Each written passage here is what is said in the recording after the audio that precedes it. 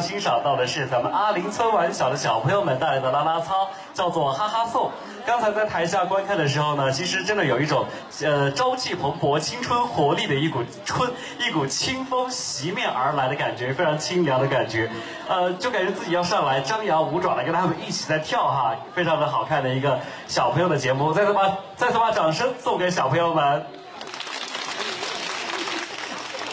大家众所周知哈，咱们永平县呢是一个多民族聚居的县。